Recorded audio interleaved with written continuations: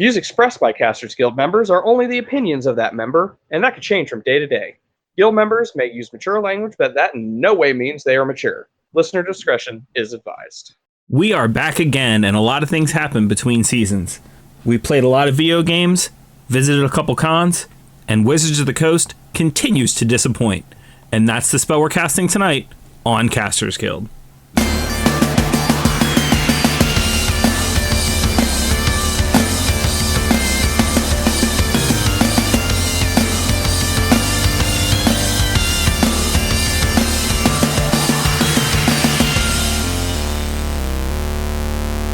Thank you for tuning into this season of Casters Guild. I'm your guild master, Rick Perry, and the head mead maker at High Roller Mead.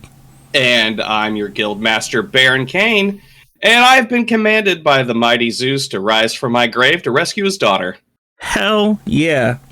How appropriate is that? All right. So I gotta go. Oh, well, yeah, you know. Yeah.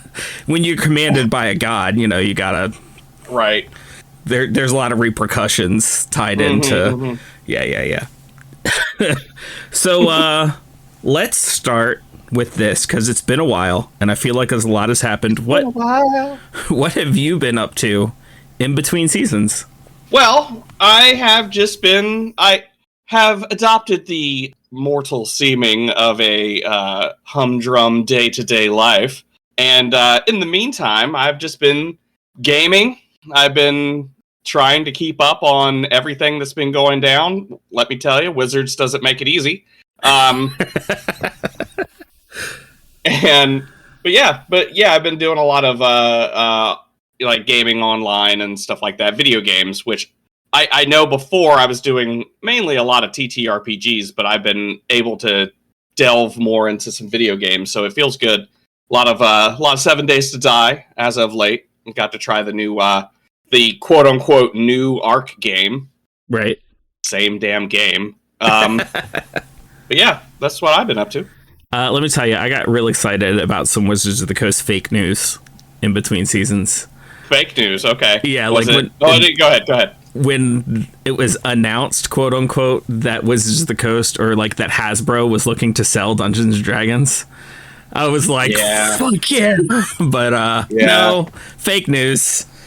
Sad too, because like deep down it's like, you know that they're never going to sell. Right. But you know, you hear something like that and it just kind of get a little excited. I got a half chub. Yeah. Yeah. Absolutely. If they had announced who they were selling to and it was a company I'd approved of, it would have been full on. There would have been no half about it. Oh, yeah. Wasn't it the company that owns Larian? I don't know. And there was a lot of... The first thing I heard was that they announced that they were selling. And like they didn't have a company announced. And by the time they had announced, or quote unquote, announced the company, I had figured out that it was fake news. So I had stopped paying attention to the story. So gotcha. Okay. But yeah, it wouldn't surprise me. Yeah, it would be so nice. But yeah, I've been pretty busy on the video game front myself. Me and the wife have been working on 100% completing Cult of the Lamb. Okay. Even with the new download? Even with the new download, yeah. As a matter of fact, we're only a couple trophies away. Like, I have to beat all 4 bishops without taking a hit. Which are trophies I thought I'd never get, and then I went in to fight a bishop just because, and didn't even try to do a no-hit, and only got hit twice the entire fight. So I was like, you know, if I came in with the right build, I could do this. Like, you know, being a rogue, like, you know, you get the different build as you go along. Like, if I get a good run, I could do this. So yeah, might be grinding that out. Which actually reminds me, is another game that I've really been hitting really hard, and it's frustrating. But I've dove back into Stardew Valley. Yeah, I actually jumped into mods this time. I got the Stardew Valley expanded mod, and let me tell you, if you got it on PC and you haven't tried mods yet, Stardew Valley expanded is amazing. It's amazing.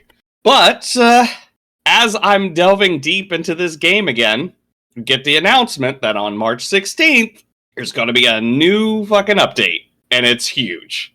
So I've had to stop playing. Let's wait for this to... But speaking of not only games that I thought were going to be more difficult than they are, and games that are getting new updates, I finally took Elden Ring out of the plastic and went ahead and loaded that up and started playing that. I was so scared of Elden Ring that I grinded for so long that the first boss that everybody like spends forever trying to beat, the Margit, I beat him first try. Okay. Because I was over leveled to hell when it came to beating him. And like the second half of the fight, and it was kind of like brute forcing. Like I just had enough health that I didn't even have to dodge his attacks. I just brute forced him. That's funny. But yeah, I've been having a good time with that. And, you know, anybody who goes back and listens to our Souls Games episode will know that I've had the game for a very long time and just have been scared to take it out of the plastic. Finally got into that. And it's a fantastic game. I got to say, it's really good. No, I'm not. And I won't try. But I mean, the new DLC is coming out. It's like a $40 DLC.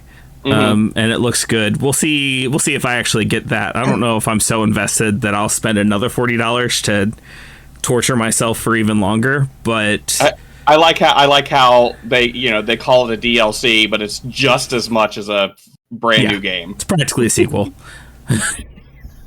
With how much they're releasing it, it's a lot of games they'll release $40 DLCs, $20 DLCs, and you'll like it, download it, and you're like, this was not worth it. But if it has everything in it that they're saying it has in it, it's worth the $40. It's practically a sequel. So you know who doesn't charge that much for DLC? Who's that? Concerned Ape. Yeah. That man. Oh my god. He's just like, oh, I'm doing this for the vibes. I'm like, okay, you're essentially releasing brand new fucking games every time you put a download on this thing, but we're still all here waiting for the Haunted Chocolatier. Let's see, what else? Oh, a friend of mine, a guild initiate who might soon be a guild member, for my birthday, bought me Helldivers 2. Nice. And I've been playing that game, and let me tell you, I'm hooked on Democracy right now. Hell yeah. That game is really fucking good for Super Earth. You know, I've never played it, and all I've heard is people talking about it, and the first time I heard someone reference Super Earth, I was like, that's a joke, right? They're not really calling it Super Earth, are they? It was like, oh no. Oh yeah, they are not subtle about the propaganda that they're hitting you over the head with. It's so much better. Yeah. It makes it so much better. Oh yeah. I've heard good things about that game. It looks great, but the thing that I think I like the most is that the developers seem to be trying to foster a very non-toxic environment for that game.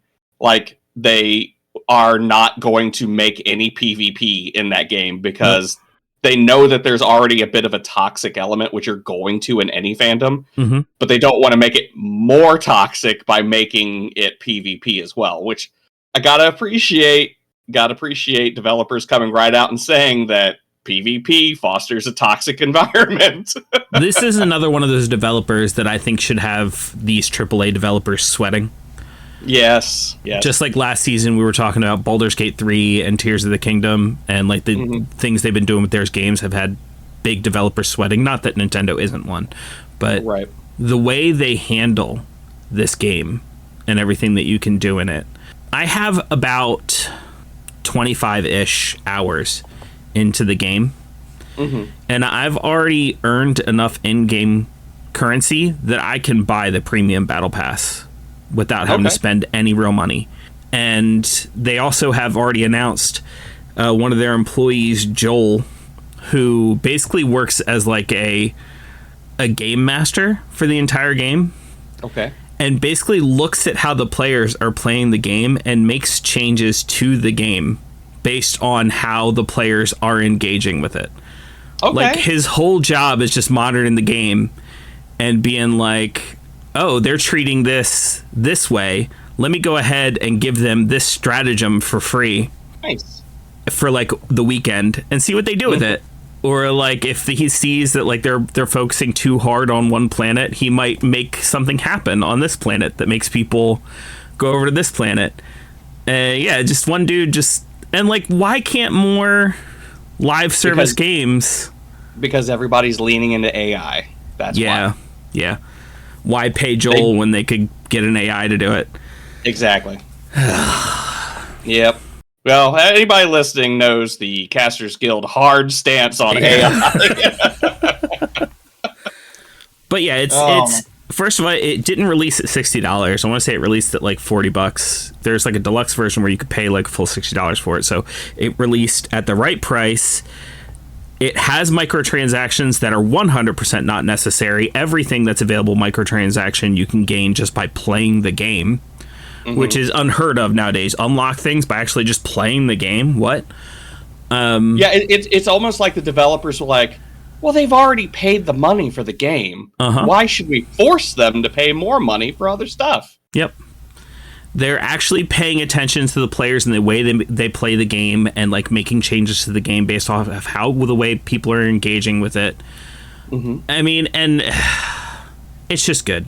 If you've got the extra $40 and you've got the time to play it, I'd recommend to everybody go ahead and try Helldivers 2.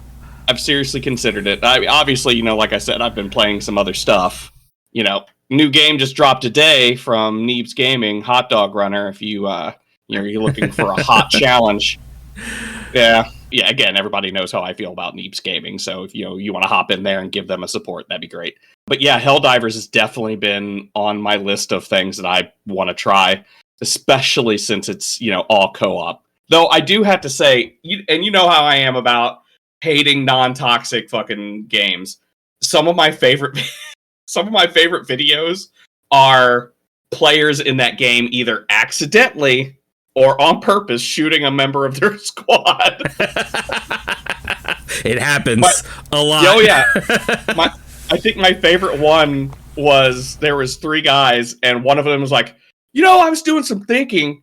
Are we really the good guys? Because the bugs seem to be, this way, and the I don't know what they're called, but we're just going to call them the Necrons. The Necrons are like this. What? Are we the baddies? And one of them was like, "What? What are you saying right now? Sounds like heresy to me." And shoots him in the head. Sounds like a thought crime. A thought crime. They address it as a thought crime in the game. No. Like in the war? Yes. It's not subtle. I'm telling you. The whole thing is fantastic. I love it. Which, with how subtle it isn't, it really has certain people telling on themselves when it comes to the way they engage with the game.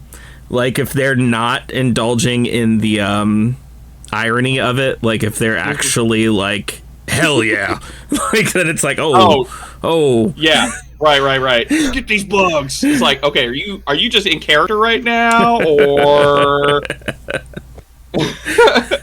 I do like how it seems like. And again, this was obviously a choice. This is obviously a choice. It's not even like hidden, but the 2 things that they chose as the bad guys are, essentially your Starship Troopers and your Terminator. But it's also very well, okay. And again, Warhammer was obviously inspired by other things as well, but there's a lot of Warhammer imagery in this as well. Yeah. So that's really cool. Weird thing, I think the coolest thing I've seen in that game is if you come across like a troop of the robots and they don't see you and they're marching, they have a cadence. Like you can hear them chanting a cadence. I was like, that's with the way most people play, they're not even going to catch that. Never. So it's really, really cool. One, that happened, that they did that. 2, that there were players that were like, you know what, I'm going to sneak up on them. I'm going to see what's going on. And so, yeah, it's really cool. I like the detail that they put into it. That they obviously didn't have to, but they did. Right. I think at a certain point, they just started showing off because I believe that these developers were trying to make this game before Helldivers 1. I think it was that they were trying to make a game for Halo. Okay. And that they got turned down by Microsoft. I believe that's the story behind it. And so they just decided to make the game on their own and not make it a Halo game. So the bugs were initially supposed to be like the Flood from Halo.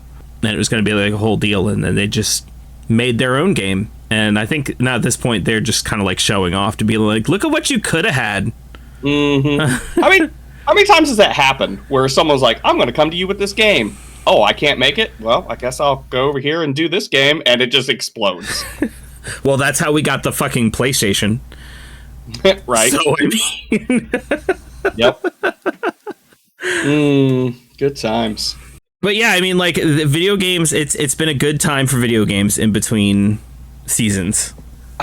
Yeah, there's one game, and man, please don't come for me. I know you won't come for me, but there's one game that I kind of have a hard time, I don't want to say supporting, but it's kind of a hard time getting behind, and that's Pal World. Mm-hmm. I know a lot of people are having fun with it, that's fine, but I don't know, it just doesn't hit me right. It doesn't feel... I knew we were going to have to talk about Pal World. I've not been playing Pal World, but like it's been too big not to talk about it. And I want to be clear, and I think I'm speaking for you as well. Uh-huh. We are not bashing anybody playing this game. Absolutely not. Please have fun. Please have fun. But I also believe that you and I probably have different problems with Pal World. Maybe. Because my biggest problem with Pal World, I was like, Pokemon with guns, I'll give it a shot. And then like I saw people actually playing it and saw what the gameplay was like, and it was like, oh, it's a survival game. I don't like those. I don't play opposite those. Then. Yeah. It's exact opposite, because I'm like, man, I love survival games. I love building. I love crafting. This is really just Pokemon with guns, and I'm not sure if I like it. Exactly. How weird is that? It's the thing is both things in equal measure, and unless you're into both of those things, which don't get me wrong, there are plenty of people who are having a field day. Right. But it's just I've never been a survival guy. You, I don't think are a huge Pokemon guy. I mean, man, I'll tell you, I used to be. You know, back in the day when it was just two colors, and you could put a cord in between your two Game Boys and trade Pokemon. Oh yeah. But yeah, now that they have like 1,282 Pokemon, it's kind of hard for me to keep up. So yeah, I'm not really into it.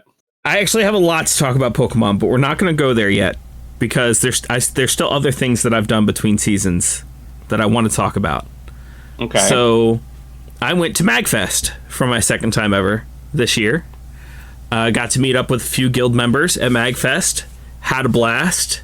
Ran some games. You got to meet Cece, didn't you? Yep. That's crazy. Cece actually volunteered to be a cosplay handler for me. Hot damn.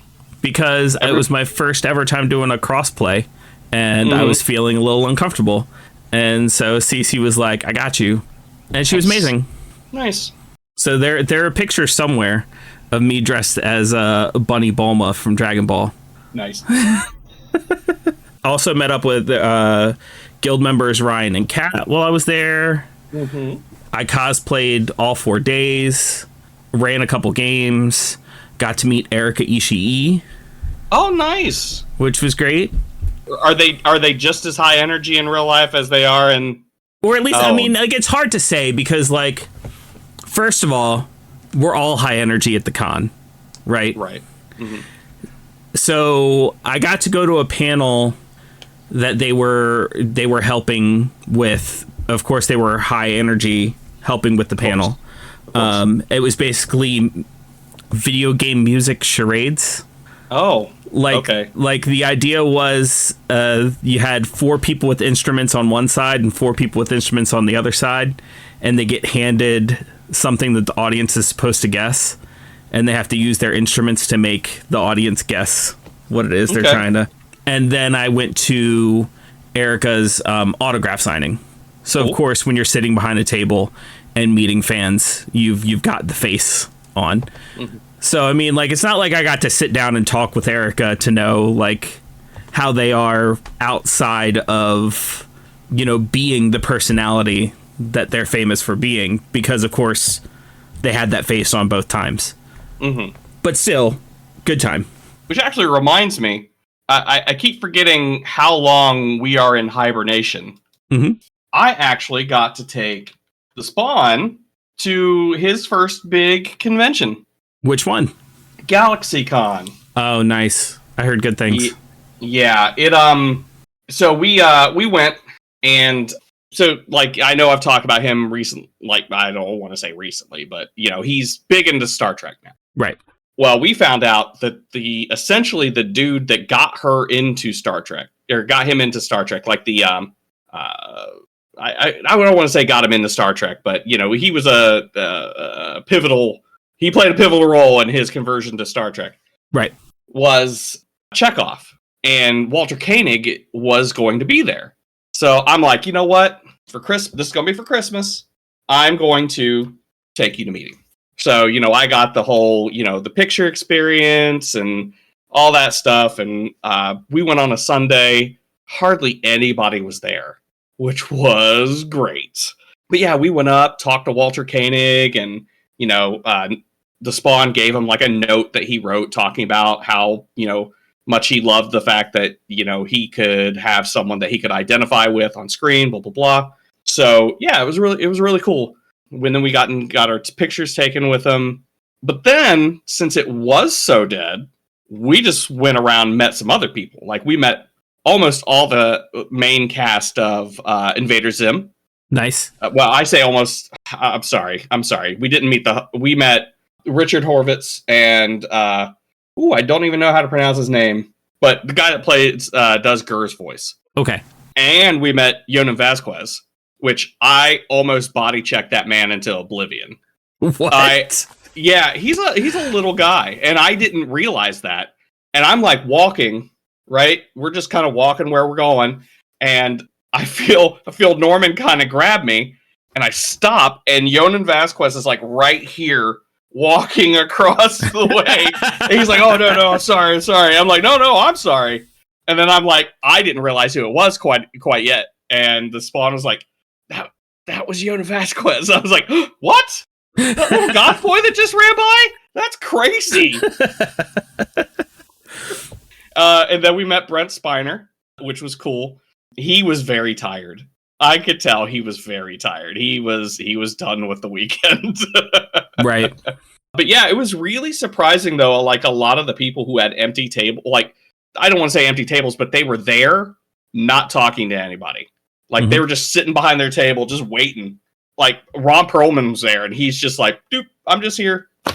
Which I made the connection. If anybody that goes to GalaxyCon is there to see Ron Perlman, if they saw that man's face, they wouldn't know who they were looking at.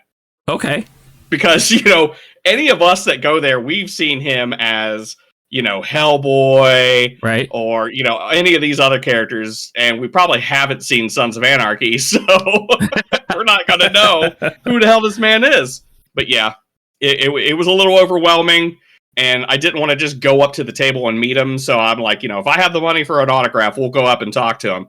But yeah, I wanted to meet Jeffrey Combs, and he had left before I could get up to him. Yeah, it was a lot of fun. It was a lot of fun. We're going to make that a yearly thing now. Yeah. That sounds really cool. Yeah, it was fun. I also finally finished all 15 flavors of my first run of mead. Yeah.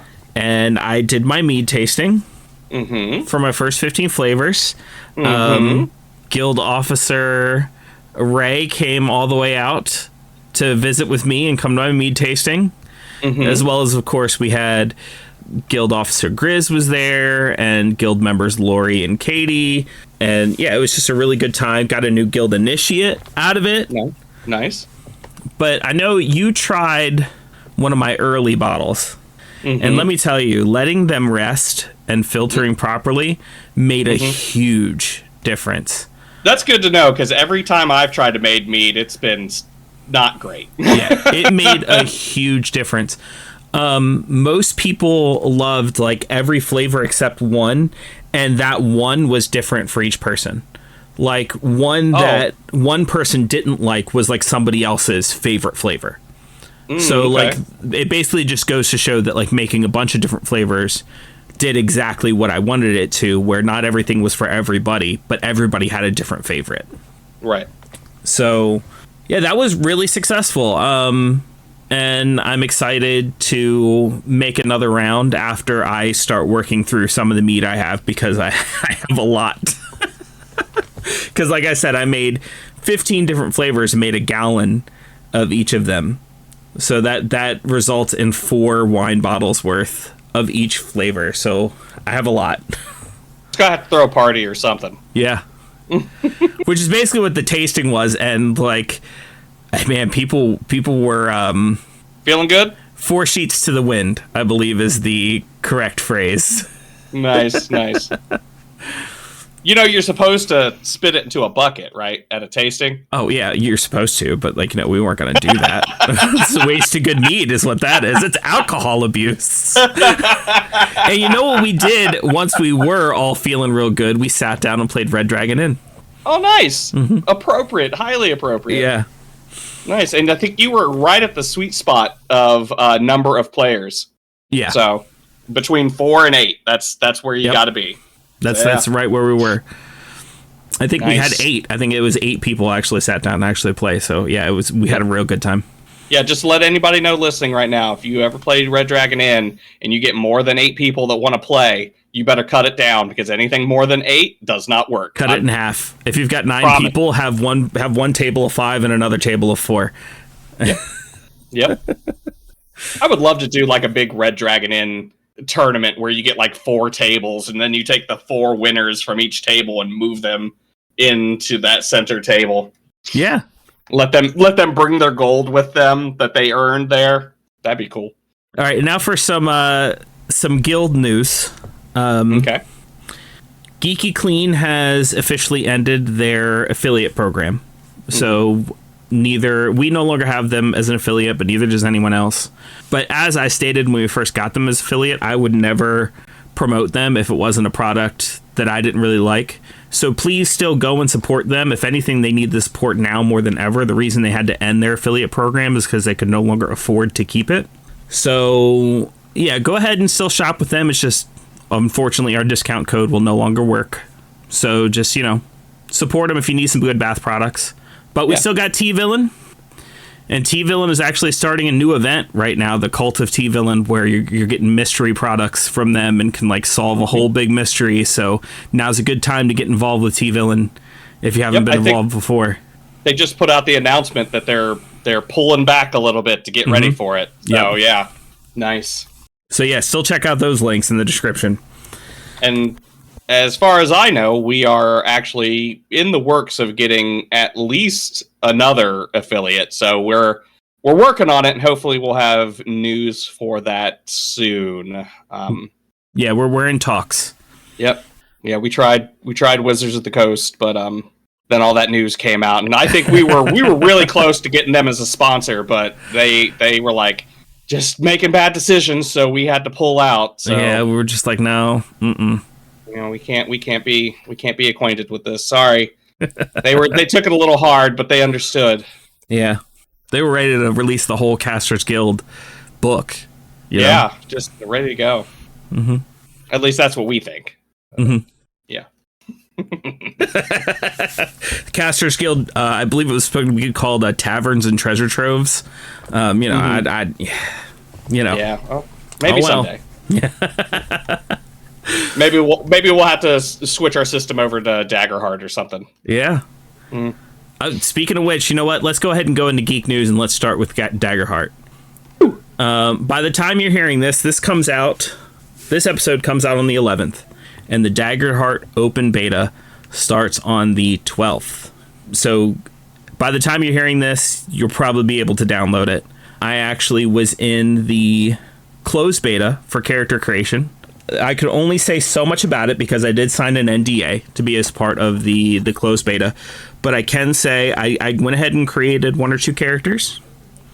And it was very easy. And I don't think it was easy just because I have experience with a lot of TTRPGs and like that knowledge just kind of transferred over. No, they just make things a whole lot easier.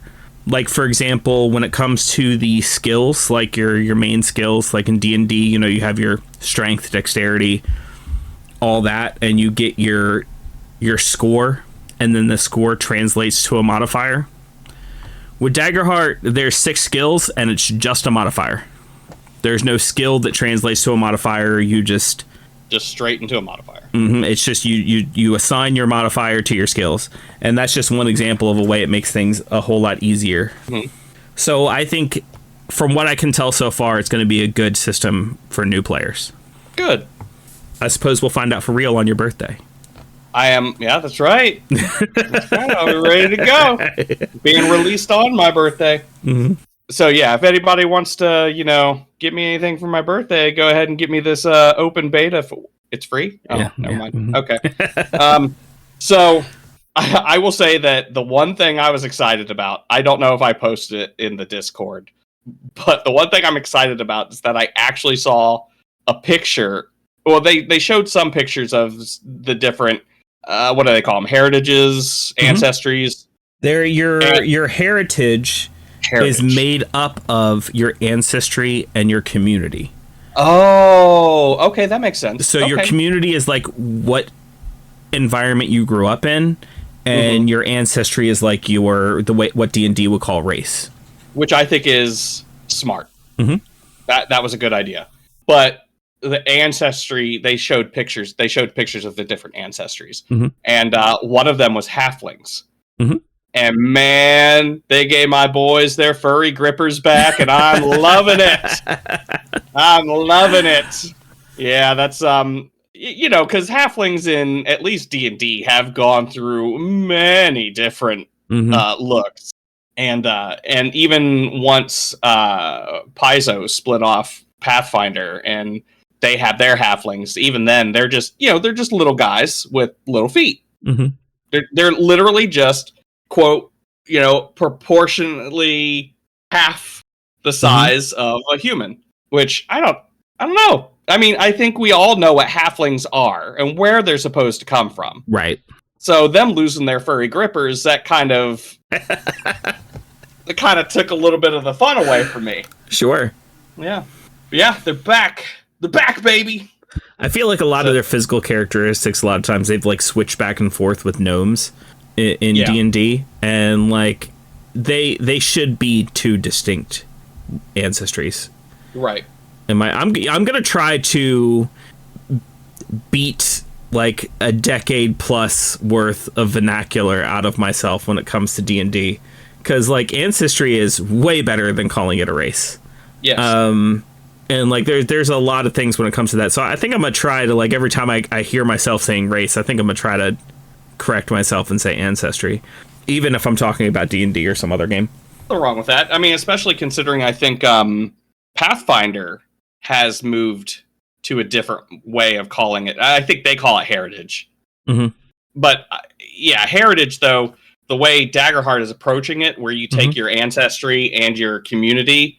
That really would be a heritage, Yep. So that kind of makes a lot more sense. So yeah, I think I like the idea of calling that ancestry. And again, I don't 100% know. So if anybody wants to correct me on what Paizo calls their ancestries, please do.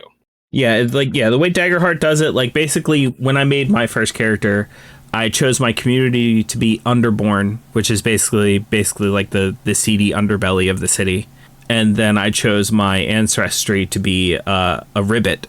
Oh, I'm excited about them too.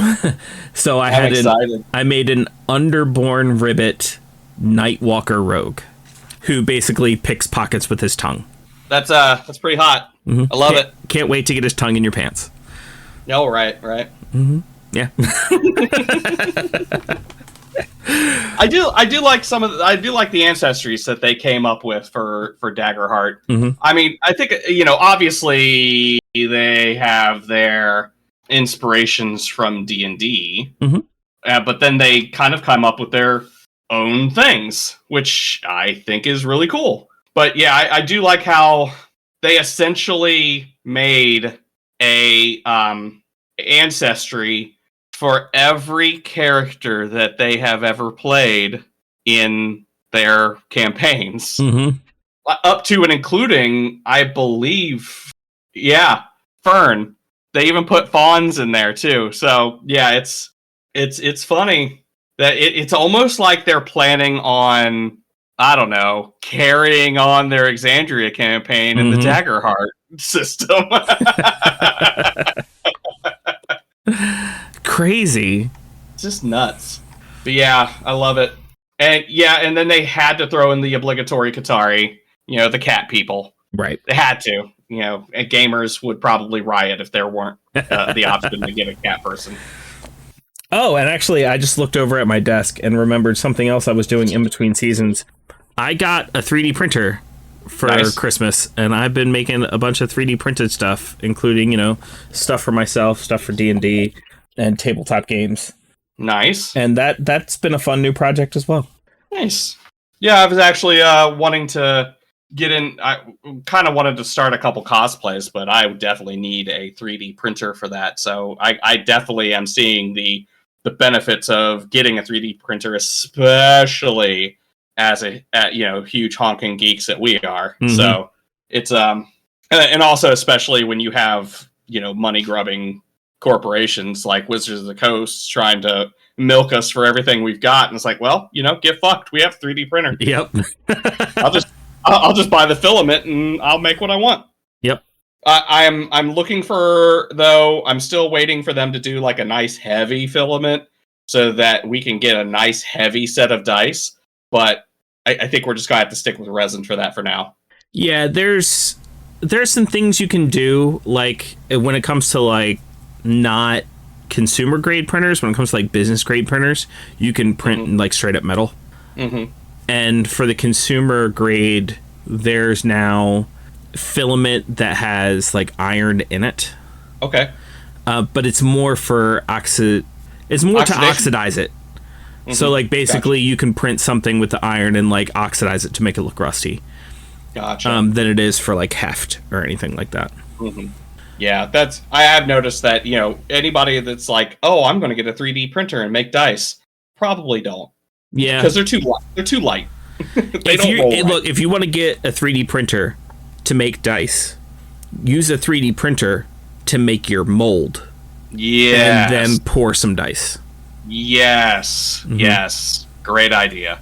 Yeah, I love that. All right, so back into the geek news, things that have happened in between seasons for us. I said I had a lot to say about Pokemon.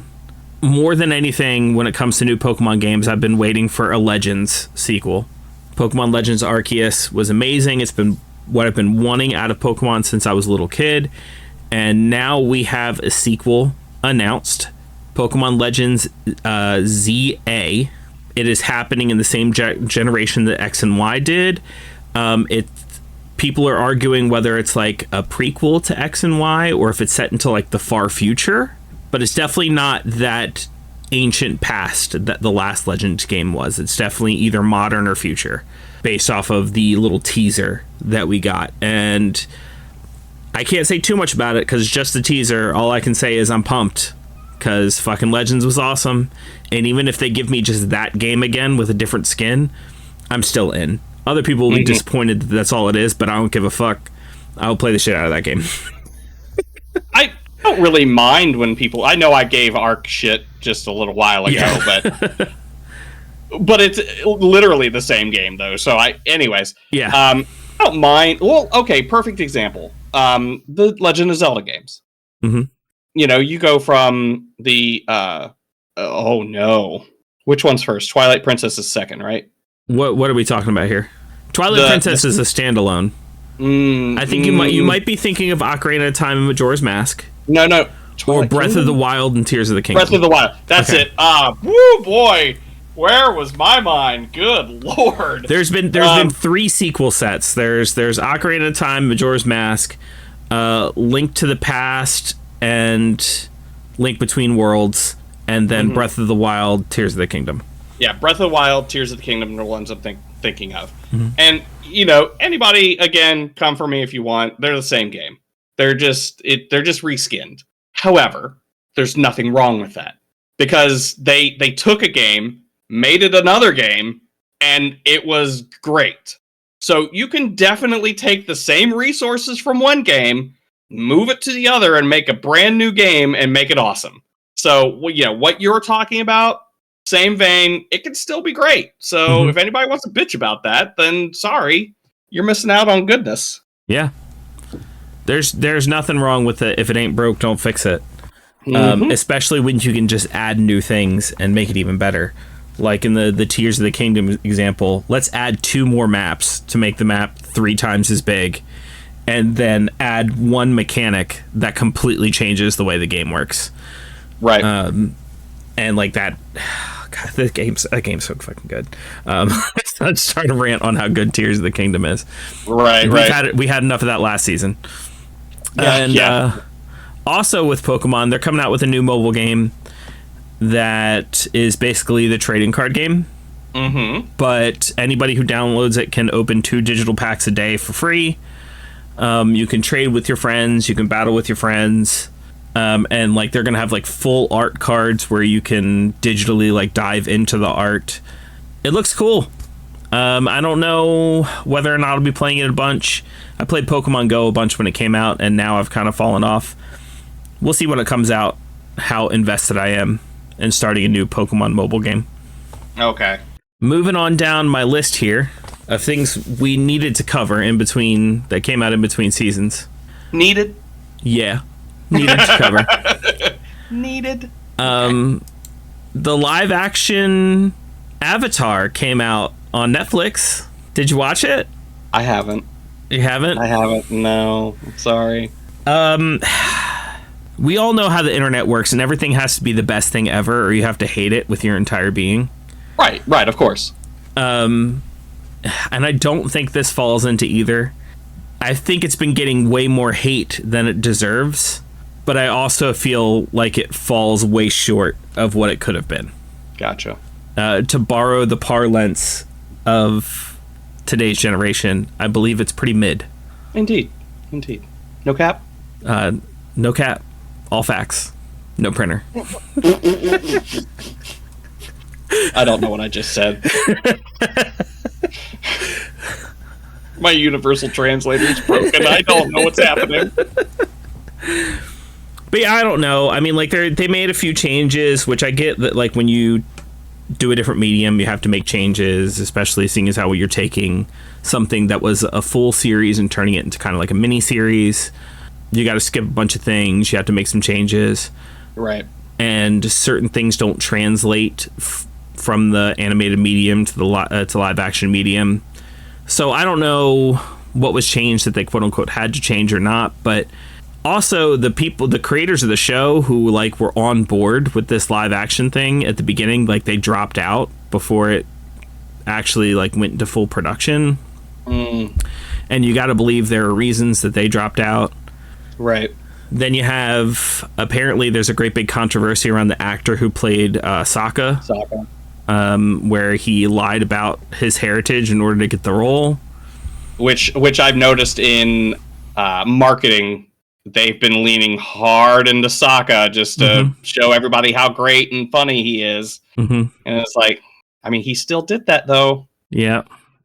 It's one of those things where I don't know if you can blame Netflix on that one, because it's not like they knew, but I mean, yeah, they have the money to vet people and stuff like that, so maybe they could have spent, but how do you, I don't know, it's like, how would I even suspect that?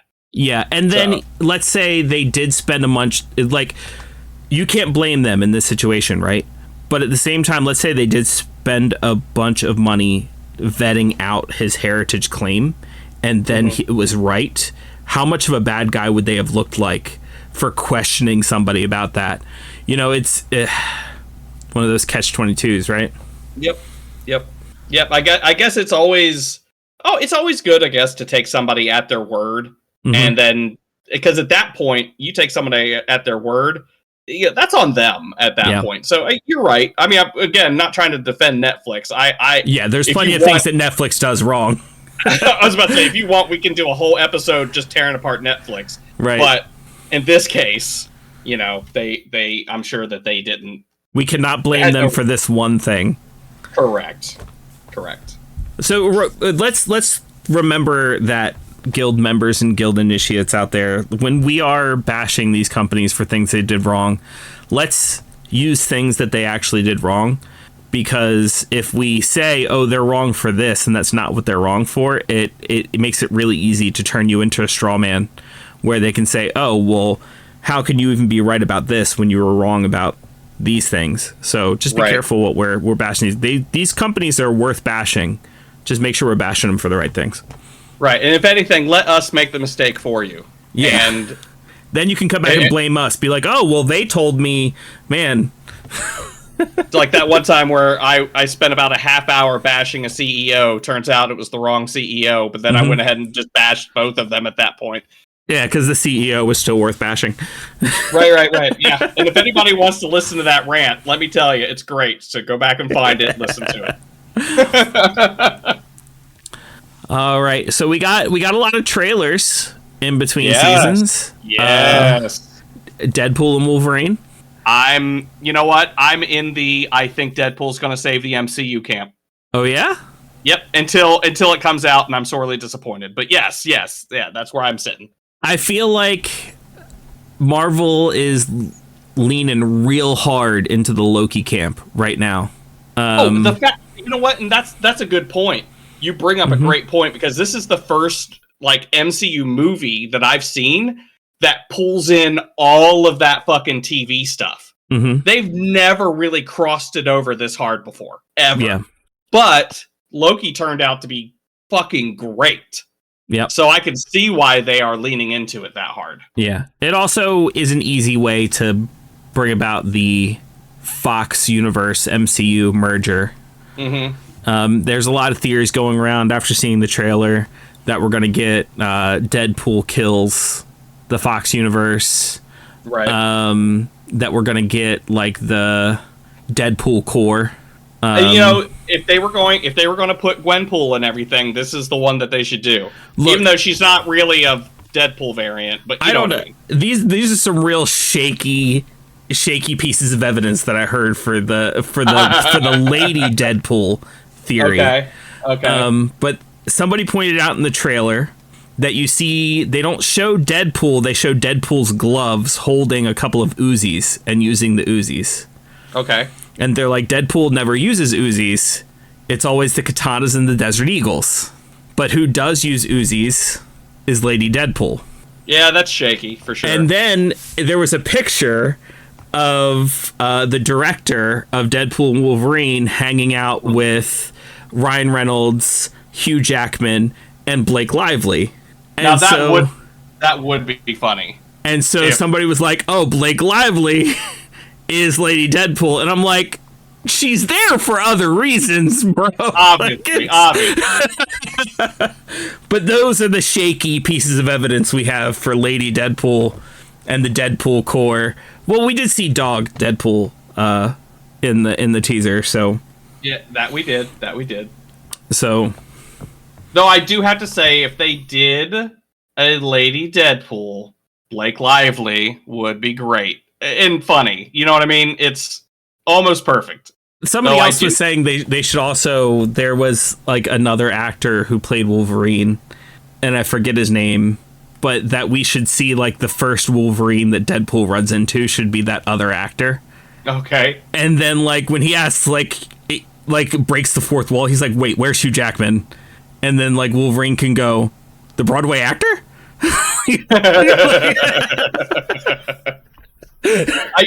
I do know that there's been heavy suspicion that Daniel Radcliffe is going to come in just because of all the internet stuff.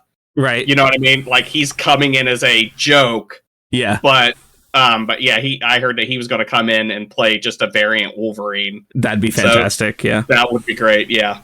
Maybe bring in Danny DeVito. Yeah. put him in a Deadpool outfit. No. He's short enough. Let him be Wolverine. All right, that's right. Wolverine. I'm sorry. I meant Wolverine, not Deadpool.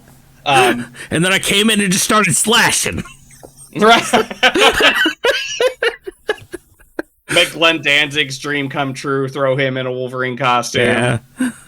Hell yeah. Just make the whole movie Deadpool searching for the Hugh Jackman Wolverine. Right. I mean, fuck, they could. Yeah, they could. He that could be his whole purpose, is finding this one particular Wolverine, but there's like 80 different Wolverines in this area. So yeah, that would be great. All right, let's see. Other trailers we got. We got a trailer for a new TMNT series on Paramount Plus. Yeah. That is based off of the most recent movie. Which is great. Yep. That was a great movie. I'm here for it when it comes to a series. I don't want to say they can do no wrong, but this is definitely the right direction. Right? Yeah. I mean, they could definitely mess it up, but that was too good of a movie to not try to do something like. You got great characters in that movie. There's no sense in rebooting the whole thing with brand new characters and everything like that. So right. There was a trailer for the new Fallout TV series coming out for Amazon. Yeah, it looked okay. It seems to me from the trailer, and I could be reading too much into it. Mm-hmm. It seems to me that they're trying to merge the Brotherhood and the Enclave into like one big bad guy of the series. They might and that's not who the Brotherhood is. Now, to be fair, this could also be set after Fallout 4. Maybe something happened. Yeah. Maybe.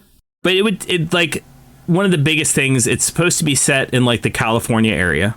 Right. I heard like near LA or something like that. Fallout 4 is all the way in Massachusetts. Right. And the airship that the Brotherhood has shows up in the trailer. Mm-hmm. And if you know anything about the lore of that airship, there is only one. Right. Because they converted an old Enclave like land carrier into that airship.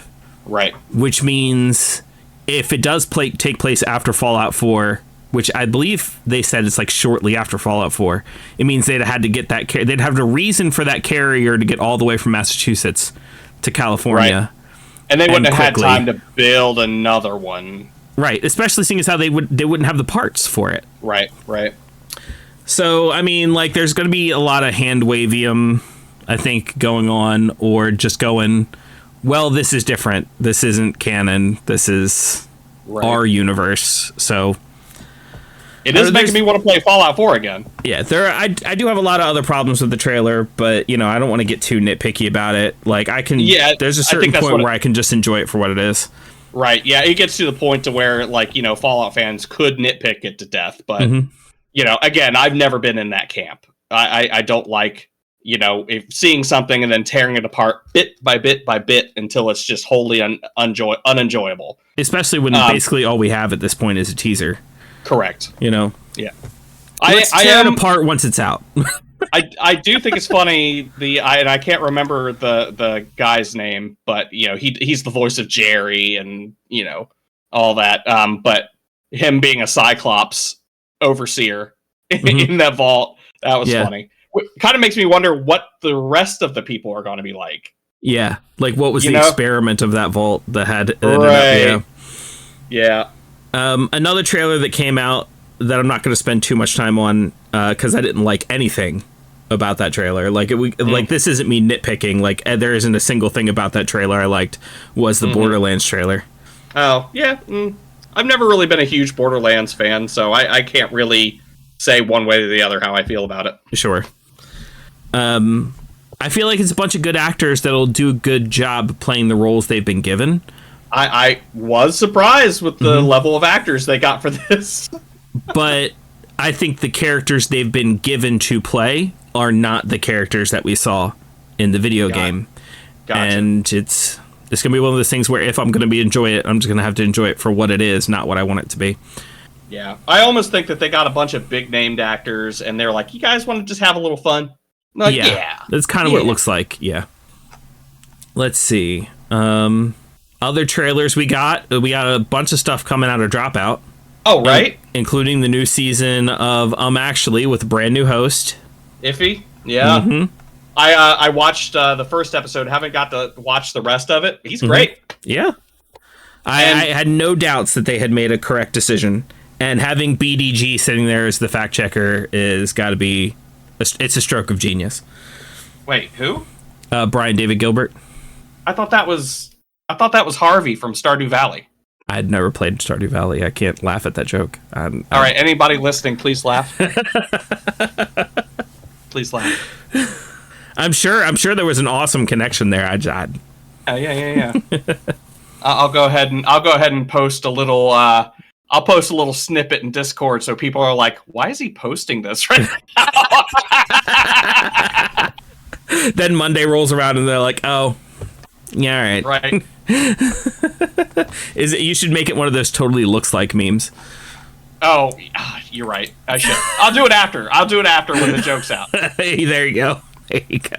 Yeah, I went ahead and posted it in there. Yeah. You'll know exactly what I mean when you see it. You're gonna be like, holy shit, Yeah, that's Brian David Gilbert. I see it. Oh, you see it? I see it. Yeah, it does. And I do know, if anybody is interested, they did do. It's on their TikTok. It may be on the site, but they did a whole host handoff, but they did it in like the style of like Doctor Who. So if you want to go check that out, it's funny. All right. In other geek news, Mickey Mouse, specifically the Steamboat Willie version, has entered the public domain. Yay! Finally, A lot of people are having fun with that. Yeah, they should be very careful. Yes, because it is very specific on the version that is now entered the public domain. Yep, like they can't even really call him Mickey Mouse. He has to be Steamboat Mickey. Willie. Yeah, and if you encroach too close on one of the other versions that is not in the public domain, yep, Disney gets real litigious. Just saying. And it kind of makes you like, I know it may be part of the reason why they did it, but this also you look at all the different ways Mickey has looked through the years, and it's like, holy crap, they can do this forever. Yes. This is how, once they realized they could no longer extend their rights to the character, they were like, okay, well, what can we do to keep our mitts on it anyway? And this is what they came up with. So this next piece of news I thought was actually pretty funny. When Twitch came out with their new policy that allowed quote-unquote artistic nudity, and then 4 days later went, never mind. Yeah, let me tell you, anybody that follows me on Twitch, you had a wild 4 days, let me tell you. Artistic as fuck. That's right. Let me tell you. Tasteful. The word artistic is extremely subjective. So you see any clips out there, that was me, baby. It ain't AI. It ain't Photoshop. That's 100% real.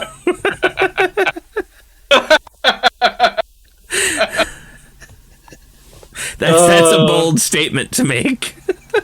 Yeah, well, not really, because there's no clips out there, so I'm good. Well, the thing is, once you make that statement, anybody can get on Photoshop and start. Oh, I fucking dare you. I dare you to... No, seriously, I dare you, please. It's just going to be a really bad Photoshop of like some really famous video just with your head on it. Yeah. That's what I want. That's like, what I want. Like Jib Jab style. You remember those? Oh, God. Please do it. But I don't know. I don't have a whole lot to say about it. It's just like, who didn't fucking see that coming, for one? Oh, yeah. And second, it's hilarious that they actually thought they could get away with that new policy, and then 4 days later went, never mind. Yeah. It's very cute. Very cute. Very quaint. It's kind of like a head pat and aww. Diving back into video games for a second, God of War Ragnarok came out with a new DLC. And it was fucking fantastic. I haven't had a chance. Oh my god, it's a roguelike DLC. Basically, imagine a God of War roguelike.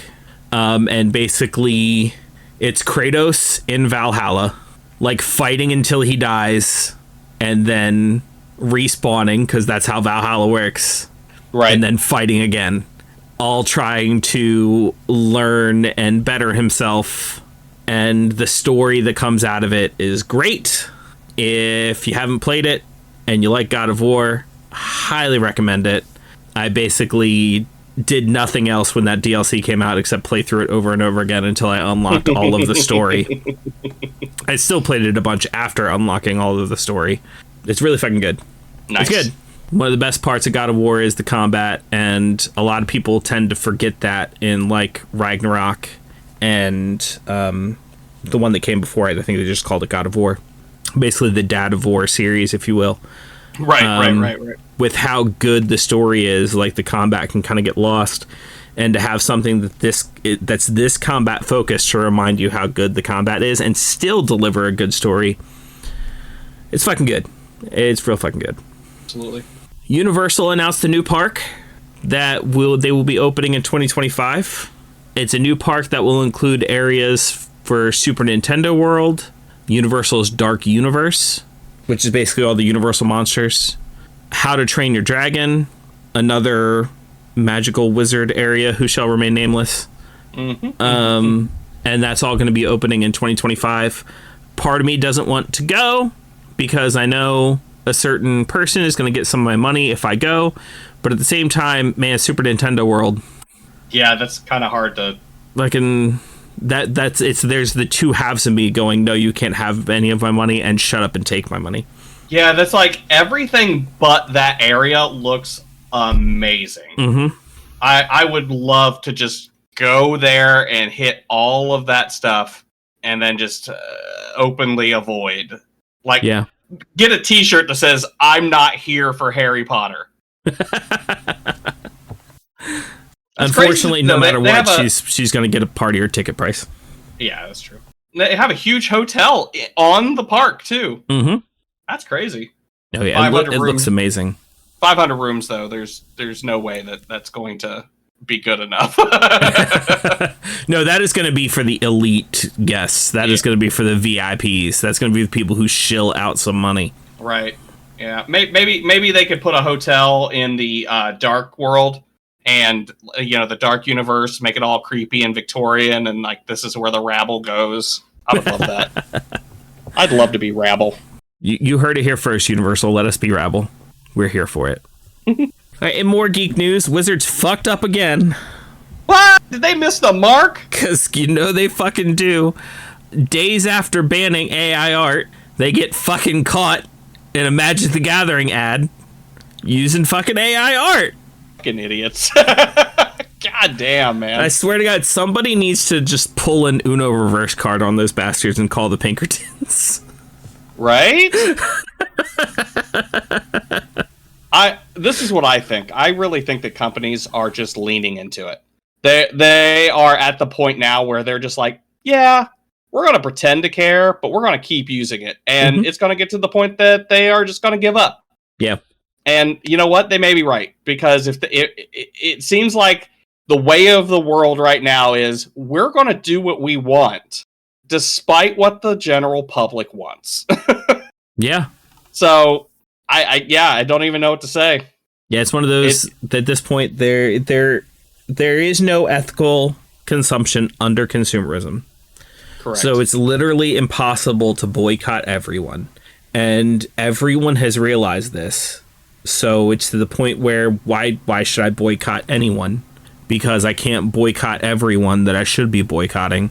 So fuck it, this makes my life easier, just take my money, or this makes my life enjoyable. Like, I enjoy this thing. I know it's made by shitty people, but there's nothing I can enjoy that is ethical. So here's my money. Yep. We just have to, I don't know, to do what we can. Yeah. Hey, if you got it, if you're going in and you're buying anything, like we said, something is unethical about it. So if you feel like wanting to counteract any of that bad karma, do what you can. Donate to charity. Do raise awareness of this shit that we're paying for that we have no control over. Just do what you can. I mean, this is kind of what our platform is for too. Is to hey, I know we're buying this shit, but they're pretty messed up. So let's at least call them out. Mind. Yep. Like, I can admit, I do boycott pretty much anything Harry Potter, but the Universal Park probably will get some of my money, and I regret that some of that will go to a known, very vocal transphobe, and that sucks. But I want to go on a vacation with my daughter to these Universal parks, and I want to go to Super Nintendo World, and there's basically nothing I can do to stop these people from getting my money anyway. So Right. This is one of those things I'm just kind of accepting that some of my money's going to go there. So I'm not perfect either, and we're not saying that we are. We're not, like paragons of justice or anything. Mm-hmm. We're doing what we can, Yep. We have families. We have people we love. We have lives to live. Very, very, very short lives. So that's all you can do is do what you can to make this life better and the lives of the people who come after us. But, while I can choose to go to that park, I can also choose not to buy 3 rounds of butterbeer and a bunch of chocolate frogs and, a bunch of other stuff. That's all direct merch where all the money will go to her. I can just go there and buy my Nintendo shit and maybe some How to Train Your Dragon stuff. And, that's what we'll do. Well, someone's going to drag you to the Dark Universe, too. Oh, yeah. Oh, yeah. Oh, yeah. Thrown over her shoulder and carried and you'd be like, I was going to go anyways. And she is just tromping you down there. Mm-hmm. Yep. Slapping eyeliner on my eyes on the way. Oh, yeah. Oh, yeah. Absolutely. Dude. Yeah, so like Disney has goth days and stuff like that. Mm-hmm. Dude, the goth days at Dark Universe. Someone better fucking tell me when. Post it in the guild. Get the links. Let us know when it's going down. I think they call it Bat Days at Disney. Oh yeah. Okay. Mm-hmm. I don't understand that, man. I don't know how goths survive in Florida. Well, they do it. Yeah, they do it in Florida and they do it in the Disneyland. So in California too. So it's like, how? Parasols. I guess because I was there in shorts and a t-shirt and I was dying. God. But it does look pretty. It does look pretty. All right, that opening. I see some of the concept art and that fucking gate to the Super Nintendo world is amazing. Mm-hmm. Well, the Super Nintendo world is already open in California. We're just finally getting it in Florida. Mm-hmm. So we've already seen what it can be. And, like, they're getting a new coaster at the one in Florida that's, like, Donkey Kong themed. And, like, they actually have, like, this thing where it jumps the track. Okay, cool. Mm-hmm. I was wondering where... I saw that video. I didn't quite know where it was from. I didn't look into it. So, yeah, that's cool. But you actually posted something in our topics to cover. So let's not pretend Nintendo is a perfect company here. Right. And then to be very specific, this was offered to me by now Guild Officer Billy, because I thought he was a Guild Officer. So I went ahead and posted this in here, and then we promoted him after that. So now he's adding stuff. But yes, go ahead. So apparently there was a big emulator for Switch and for 3DS, Yuzu for Switch and Citra for 3DS, that Nintendo kind of came after, even though technically everything that they were doing was perfectly legal. And the developers of Yuzu and Citra have kind of taken a settlement and decided to go ahead and shut their stuff down. And the fact of the matter is, had they taken it to court, they probably would have come out the other side fine. But the amount of money they would have had to spend on lawyers and the amount of time it would have been in court just wouldn't have been something they could have handled. Right. So it is kind of an example of the big guy just winning because he's the big guy, not because he's right. Yeah, and I think that they really took the settlement because they didn't want to absolutely ruin the lives of the people who were working there. Exactly. And that's really dangerous because it's obvious Nintendo was doing it to turn them into an example. Yes. Yep.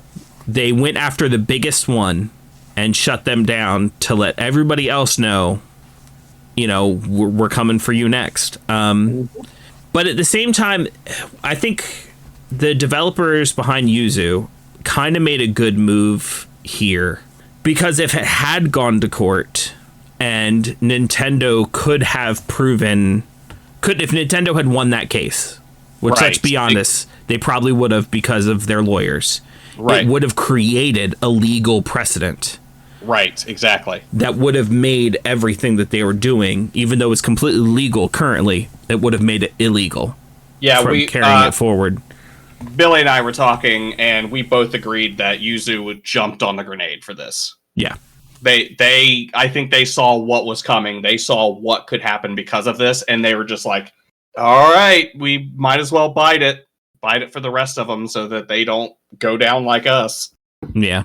Which, as much as I sing Nintendo's praise, because they are a good company for a lot of other things. Like, when other companies, especially this day and age, like lately, there have been a lot of layoffs in the video game industry, from Sony to EA to basically any major company, who are blaming it on mass hiring during the pandemic and now them not being able to sustain those employees anymore, which is bullshit.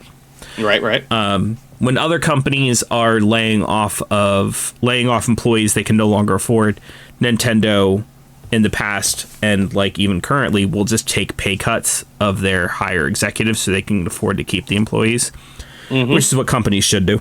And, they do a lot of good when it comes to like, there is no such thing as a company who does good all the time. And this is one of Nintendo's great big weak spots when it comes to being a good company, where they basically are very overprotective of their shit, and they can get a little overkill with their piracy protection. Yes, indeed. To the point where they refuse to use media that any other company uses. Like, they're like, no, we will not use CDs, DVDs, Blu-ray discs, anything that any other company. No, we will make proprietary cartridges that only work in our systems to make it intentionally hard to pirate our shit. Right. Which I think explains the Nintendo 64 controller perfectly. Yeah. Because I think even to this day, emulators... Well, I think they have N64 controllers that you can use for emulators now, but I think there for the longest time, they didn't have that. So it was weird trying to play N64 stuff on emulators without the N64 controller. It's difficult for Nintendo has tried emulating the N64 games to put them on Switch. Yeah. And they have a hard time emulating their own shit. Yeah, I could see that. So it goes to show you. Shows to go ya. But yeah, and I would have to say that there is a lot more nuance and everything to these stories that I would love to have Billy on a show to talk about, because he follows this community of emulators and such like that. It would be nice to have him on, maybe even give some people some tips on, what they can do to play the games that they want that are not provided for them in a handy fashion. And anything that might not be completely legal. I mean, like, we're just informing the people so they don't accidentally do things that they shouldn't do. It's for educational purposes, Educational purposes. Yeah. Indeed. Yeah, I have a feeling that episode is coming. I just got an email from Nintendo. You haven't even released this episode yet, but cease and desist. Fucking crazy. Moving on, NASA has released a tabletop gaming supplement. Yep. The Lost Universe, which is nuts to me. Well, like, okay, it's not nuts to me, but it kind of is. It's one of those things where it doesn't surprise me that NASA is filled with TTRPG nerds. Right. Exactly. It is kind of crazy to me that they got the funding approved to make it and release it for free.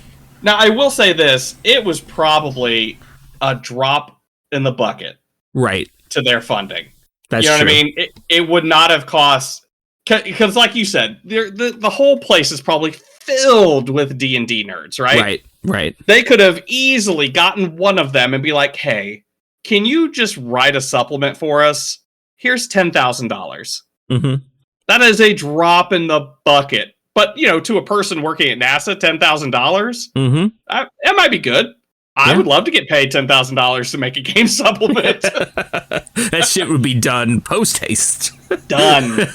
But, and then you add in the fact that they didn't do any stat blocks. They didn't make this. They didn't make this game specific. So there's a lot of details that go into balancing a game that they didn't need to put in there anymore. Right. So really, they just wrote a story. So it probably didn't cost them that much to do. No, probably not. And it's essentially advertising. Yeah. They want people interested in what they do. And it's like, I get it. You know, you get people interested in what you're doing. That's funding for tomorrow. Yep. So I think it's a smart move. It's kind of like when 5th edition came out and they started to release all the early play materials for free. Mm-hmm. Yeah. And it was like, get them hooked. Yep. And like they were throwing around like brand deals left and right and like pushing these actual plays. And now that they got everybody hooked, now they're just being dicks. Yep. NASA won't do that though. No. No, I like you were saying, yeah, I think that, you know, them fifth edition doing what they did, including, you know, their thing that they had going on with Critical Role, because again, I think that shit like that really is what made 5th edition pop off. Yeah. But NASA doing this, I think, I'm gonna have to look, because someone did an actual play on it. Yeah. Someone had to have done an actual play. So, or if they haven't, they will be coming out very soon. Right, exactly. I would love to see the Critical Role guys do it. Yeah. They did the fucking Wendy's one. Why don't they do, they could do the NASA one. And it's systemless, so go ahead and play it in Daggerheart. Fuck yeah. Yep. Now, just to let everybody know, it is systemless. It does say that it's designed for a party of 4 to 7, level 7 to 10 characters. And obviously, when they say level 7 to 10 characters, they're talking about D&D and Pathfinder. Right. But seeing as how the whole thing doesn't have like any stat blocks or anything like that, it would be easy enough to run in pretty much any system. So if you're not a D&D person or a Pathfinder person, yeah, I think, yeah, any of us that run games anyways should be able to take that and turn that into anything we want. All right, and you know what? With that, I feel like there's still a lot of things that happen between seasons that we didn't cover, but man, it's difficult, when you're talking about this many months in between seasons to track down everything that we didn't get to cover. So go ahead and get on our Discord. Send us an email. Let us know what happened in between seasons that you were like, they really didn't talk about that. Like that you were disappointed we didn't talk about. We will cover it. I promise you, whatever it is. We will cover it. And we'll give you credit for bringing it to our attention. Mm-hmm. But I'll just be honest. I'm gonna lay it all on the table here. I'm happy to be back. Mm-hmm. It happens every year. We get to the end of a season, and I'm just so ready for a break. And then the new season rolls around, and I am chomping at the bit and jumping up and down in my chair, like ready to get back in. And I'm so happy to be talking to you again, Baron. And I'm so happy to be talking at all of you who are listening and ready to jump back into it. This is us jumping. So email us at castersguild@gmail.com. Make sure to check us out on our Discord. That is where all the fun stuff is happening. And we will see you in the next episode. Bye-bye, everybody. Bye-bye. Bye. Bye. See you, bye. Bye-bye. Bye. Bye. Bye. Bye. Bye. Bye. Bye. Bye. Bye. Bye. Bye.